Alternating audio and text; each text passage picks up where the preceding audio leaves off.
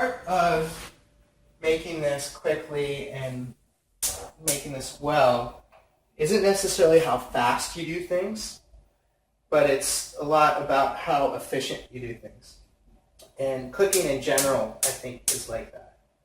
So mise en place here. Mise en place. Yep. And one of the things I like to do right when I start is get all my pots turned on and get them going.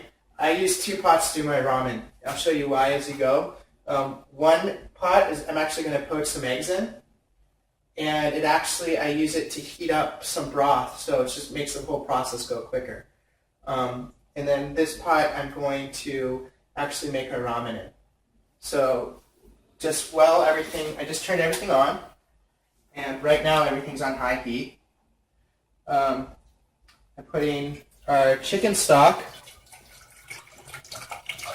in a small pot. And again, this is just, this is pretty good. I like this more than Swanson's or some of the canned things because I find it to be too salty. Even though what we're doing has a little bit of a salt content with the soy and you can mask it. I don't know. I'm a big Trader Joe's fan. I like their products. I like their stuff. And this is just what I use. It's not necessity, but I recommend this. So you're getting a check from them later? We don't have sponsors. Yeah. GrubTribe's a non-profit at this point. So anyway, this is our pork loin. It's a great little piece of tenderloin meat. Call it the other white meat. It's super, super flavorful. Yet it's also very lean, so it's healthy. I'm just putting salt on it. Just kosher salt, or what do you have? Special salt. This is a sea salt, but I definitely use either sea salt or kosher salt. Mm-hmm. I also season high because when you season high, it disperses more evenly. So that's a trick that people know. I gotcha. Yeah. As you can see, I mean, I season it pretty well.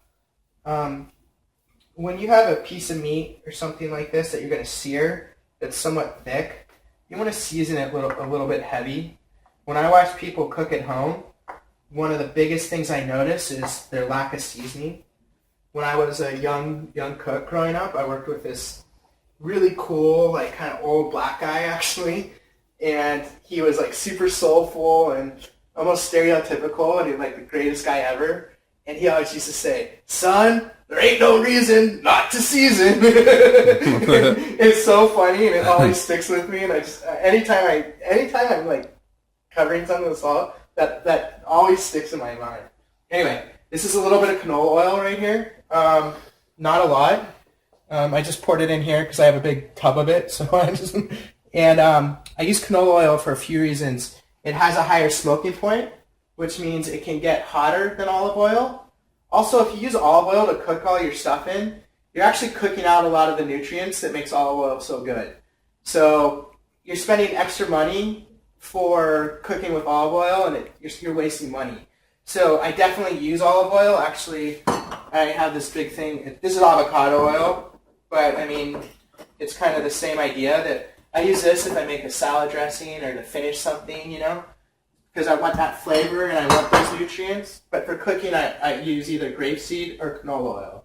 And this is canola. Yeah, and olive oil is going to introduce another flavor that you may or may not want in the dish, right? Like, I don't want olives with ramen. Right. And canola is a much milder flavor as well. So great point.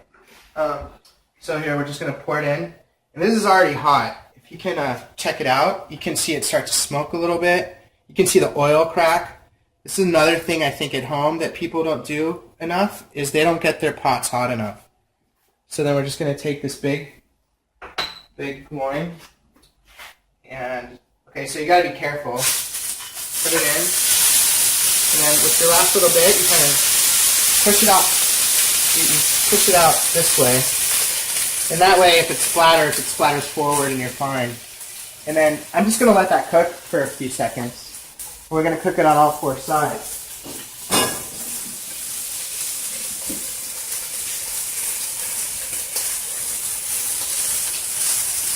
So we're getting started. We're probably like 3 minutes in, and we already got our meat going. Got our oils. You're going for garlic next. Okay, so now we're going to do the garlic and the ginger root. So I have, I don't know, 6 cubes of garlic here. And I'm just going to slice them.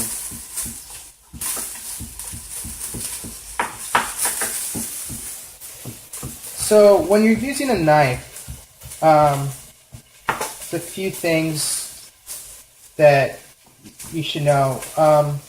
First of all, you want to use your knuckles, either this knuckle or this knuckle, as a guide.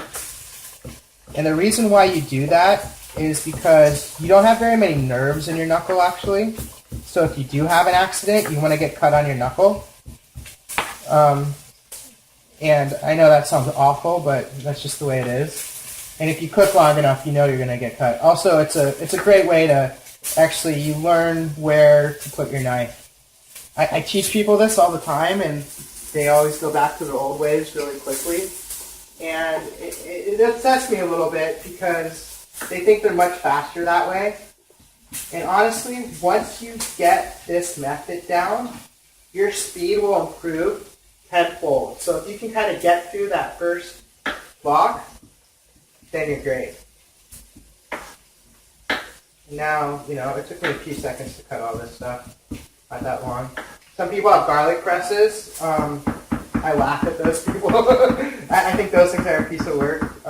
Nothing special. So then I just kind of slice them and then chunk them up. I'm not cutting this too fine. I kind of like the chunky pieces of garlic. I want it to roast. And also, this is a soup, so it's going to poach that flavor out, and it's going to be nice. I'm just going to check our meat over here real quick. So it's starting to get some nice color. I probably got a little excited because we're in front of the camera, and I could have even let that on a little farther. Are you going for any kind of a crust or a caramelization on the outside? Yeah, I want to get that nice and kind of you see how it's a kind of a tan or a khaki color right now? I'd like it to be more of a darker, richer brown. But I have 3 more sides to go, so that's pretty much where it is. And this is really cool because you can kind of start to see the flavor from the pork starting to come out, and that's really flavorful. And with the broth that we're making, we're going to use those yumminess on the bottom of that, and that's going to help develop our flavor and actually make this taste like ramen a little bit rather than just some broth we brought at Trader Joe's. Here's 2 knobs of ginger. Actually, we probably only need 1. Here's a quick hack if you don't feel comfortable. You can use a spoon, and it peels ginger really well. And I mean, it takes a few seconds, really. You got high heat over there, or almost all the way up to high? Oh, I have actually both the pots. They're on high right now. Cool. A lot of people are kind of they hesitate on super high, but it really is a great way to just get it going. Not only did I put it on high, but I put it on high for a minute or 2 before I actually started cooking. And what that does is it really heats up your pan and allows you to sear something. Again, people at home, I don't know why, but they seem so scared of really cranking that volume up. Yeah, and a lot of times too, and you'll notice this with even eggs, the coolness of the meat and the egg really brings the temp down on the pan once it hits the pan. That's definitely true. So if you have, let's say you're cooking 2 pieces of fish at home, what you want to do is you want to put 1 down and then maybe do a lap around your kitchen table or something before you put the next one in. Because with that amount of oil, it dropped the temperature so much, you aren't going to get a sear on your second piece of fish or your second piece of meat or whatever else you're trying to sear because that temperature dropped. So that's a great point because you kind of need to wait a second to let that come back. Our next little trick is, so I cut the ginger nice and flat, and then I pushed it down, just like that. That's all I did. And it comes down like a little dominoes or cars, you know, if you're kind of, and this way I can nicely cube it up. just easier to, keep things straight. Speed hack. Yep. Totally. Yep. Then we have nice little cubes. And again, I'm going rustic with this because, we got a half an hour. And I'm going to chop them up 1 or 2 times. But look, I mean, it took maybe 2 minutes, and we have all our garlic and onions chopped. And that's probably the hardest thing that we're prepping tonight. Yeah. That's it. So here, I'm going to just flip the meat one more time.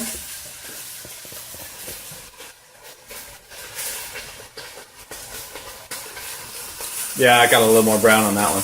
Yeah, that's nice. That's kind of what good. you're going for. And then you're going to deglaze that, or you're just going to... Yeah, so the sauce will deglaze it when we put it in. Yep. But we're going to cook all our vegetables, or the vegetables that need to be cooked in there. So pretty much the shiitakes. And the only part of the shiitakes I don't like to use is the stem, really. So I use my hands for these. I just rip off the stem. Too tough? Yeah, they get woody, kind of. Yeah. And then I rip them in a 4 on the big one. And I do this with my hands. So we probably had, I don't know, maybe 10 shiitakes. And look, just boom. There you go. And again, this is rustic. This is we're making this fun and easy and quick. If you have a young son or daughter and they're kind of into cooking, this is a really fun thing to do. You can have them with a spoon. They can clean your ginger and rip your shiitakes, and that's all fun stuff that they can do away from the stove that get them involved or get them excited. Another thing is pick some of these leaves off later on, but it's cool. Okay, so now we are going to. I'm actually going to grab a plate really quick. And the reason why I'm doing this is because I don't want our pork to completely overcook. And since it already has a nice little sear on all sides, I'm going to take it out of the pot.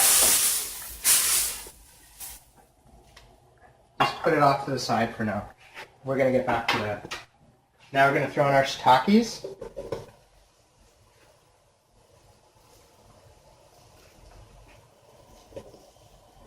We're going to stir them up and get them going. And now this pot is getting a little bit hot, so I'm just going to turn it down. Slow the heat a little bit.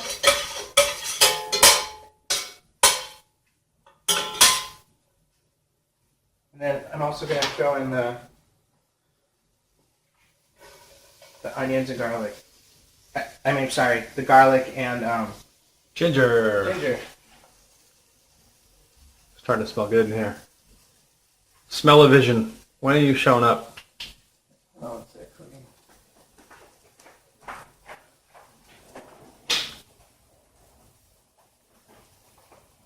It's smoky.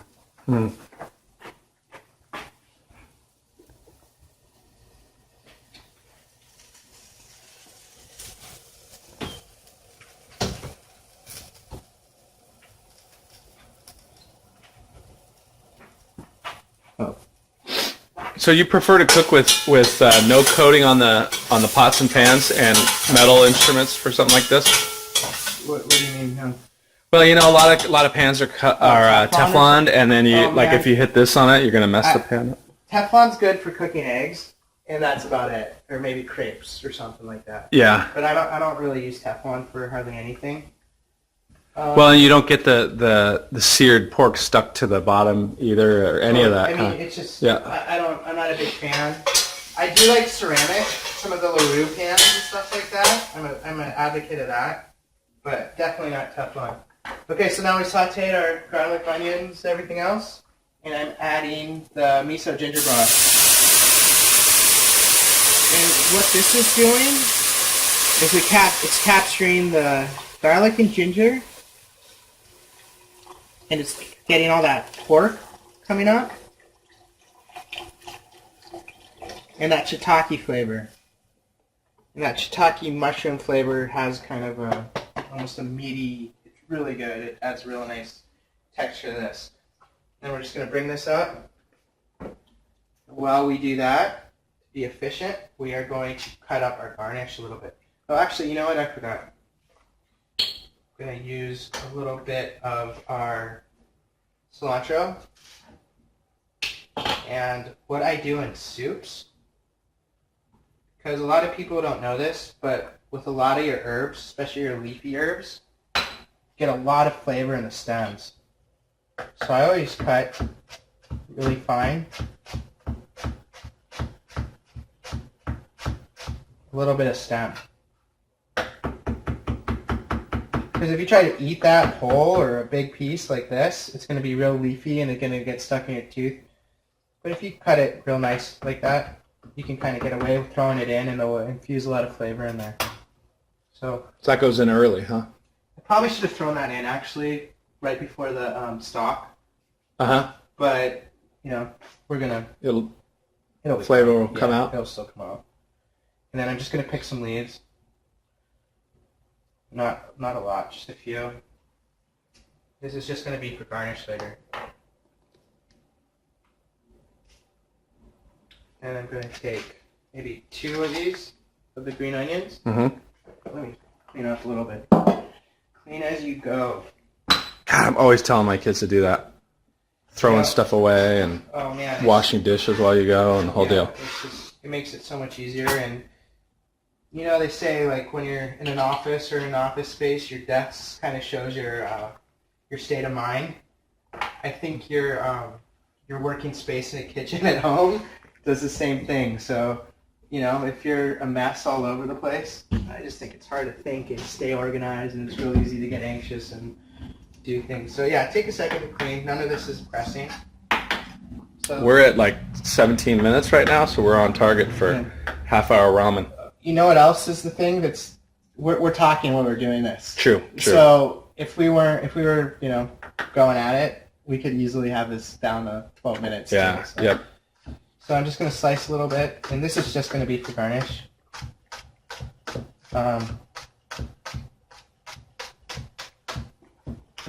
So here's a little thing when you slice. Somebody told me this, and it was fascinating to me. And I've always told people that, you know, if they're trying to learn how to slice faster, the motion when you chop shouldn't be a big elbow up and down. Instead, you should try and keep it low and use your whole knife. And it makes a much better cut. And the way I was explained to me is like, hey, if you're going to have a surgery and you're going to have a doctor, but you want your doctor to have a dull knife and slamming down on you like that, or you want him to actually do that nice and precision? Because these vegetables that we have, although they're picked, they still have cells in them.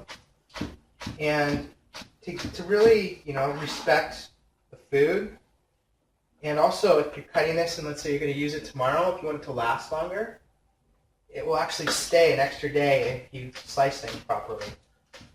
So you're not tearing it up. And you aren't tearing it up, you aren't breaking their cell structure actually, and it just, you know, it's just nicer. It's just like a little nuance, a little thing that you can practice and do. And actually, if you're not lifting your knife up too high, you're safer because you're never going to get high enough to cut your finger. So right. There's about 20 reasons why you should do that. You should practice doing a nice little slice me nicely motion instead of a big...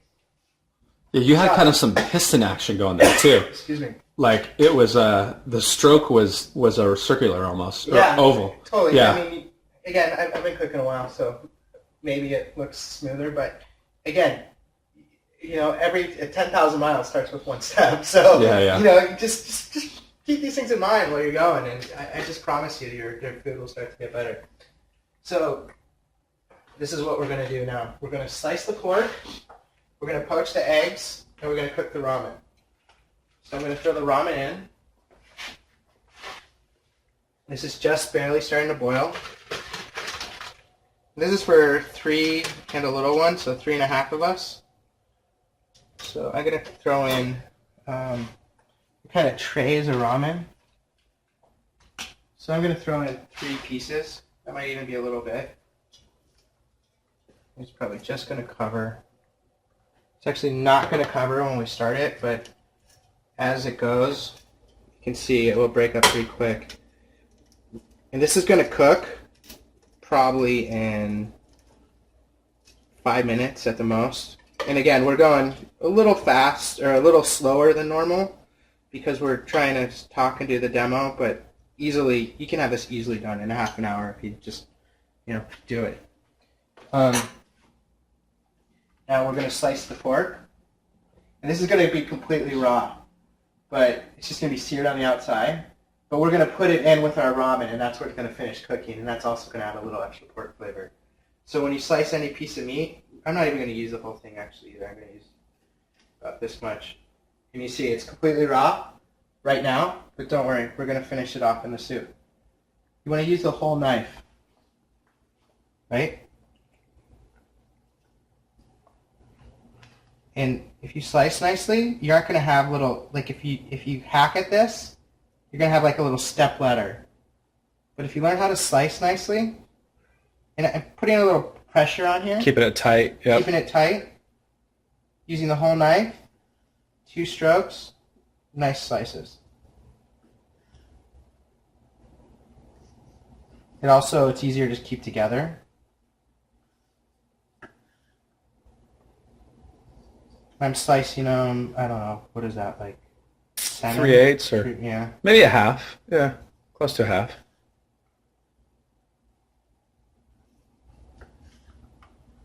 And also, I mean, towards the end, obviously, it's a little bit more well done. Your dad was funny with the well done napkin today. That was good, huh? Yeah. Next week we've got videos of a restaurant and a surprise napkin prank that Jeff's dad pulled.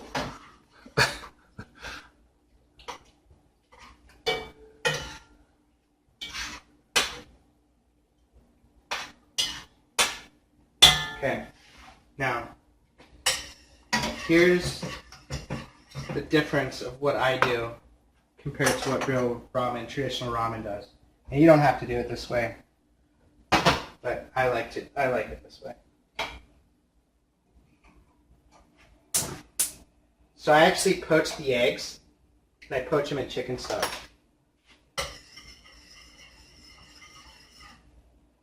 And I like them because I cook them probably over medium-ish.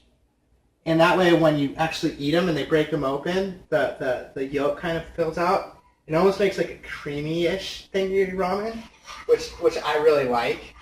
And again, this isn't traditional, so I'm bastardizing it. And I know I am, but this is what I love. So to poach an egg, there's 2 things you want to do. You always want to have you want to get some nice... Whirlpool action. Yeah. You don't want it to be boiling too hard. So I have it on like medium heat. Crack the egg and you put it right in the vortex of that. And what it does is it makes it into a nice ball. It's killer. And now like the fish or the cold meat on a pan is cooling that broth. Yeah. There's enough liquid in here. It doesn't have quite the same effect as if you're going to make like eggs over easy or something like that. But it still kind of has that. And then I'm going to do all 3 at once. And again, nice and easy. 2 minutes. Jackson doesn't get one? Oh, he doesn't like the eggs. Oh, really? Not like this. He likes scrambled eggs. Oh, of course. I'm developing his palate. Yeah. It's a work in progress. I'm hoping by the time he's like 5 or 6, he'll be somewhat. Oh, he'll have knife skills by then. I hope so. I don't want to become a chef though. It's a hard career. A home chef's good. Yeah, totally. I want him to know how to cook. Yeah. So then what I'm gonna do is I'm actually gonna let's look at our pot now. Yep. Noodles are soft. Noodles are getting soft. Ooh, you've got them lined up like like what ramen looks like in there. So, and then this is on, this is just simmering now. And then I know you're like, where's all the broth? But this is super condensed and pretty a lot of flavor in there. Really strong. So then when we pour the eggs and the other broth in there, then it's going to be perfect. I'm also going to add just a touch of soy sauce. Actually, you know what? Before you even do anything, a good habit to get into is taste your food. So again, that's gingery. There's definitely some pork flavor in there. There's that you can taste the shiitakes. Everything's together but separate a little bit, so it's real nice. A little complexity. I'm gonna add, I don't know, maybe half a teaspoon. A few more little drops. And then Now this is heat here. that's heat. I had that out so I'm serving this to my 2-year-old. And if I put that in now, he might freak out. Yeah. So I have that out. If you like things hot, we're going to add it later. Yep. So I'm just going to show you how to finish this real quick and make it look really cool. So I'm going to just gently pour the rest of this in.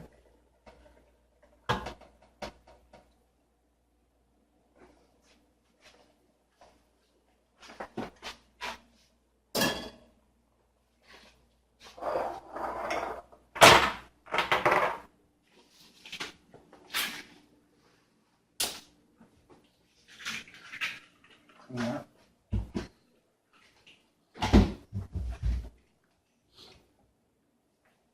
Oh.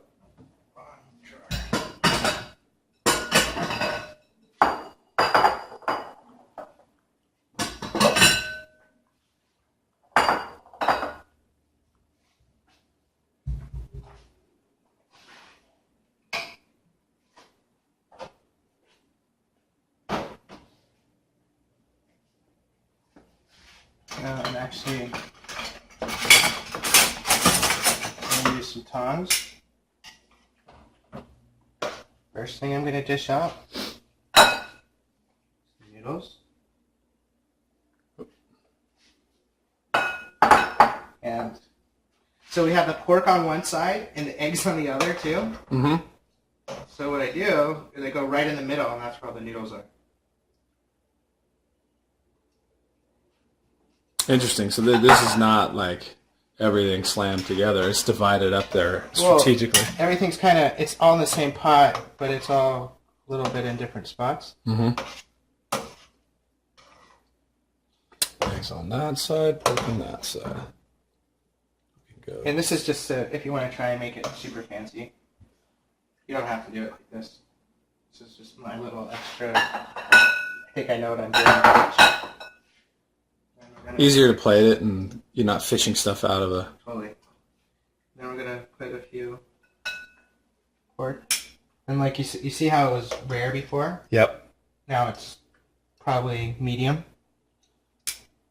Yeah, you don't want to overcook these and make them tough, because that's going to be nice and tender the way Totally it is. get tough. And it gets kind of gnarly, and I don't like that.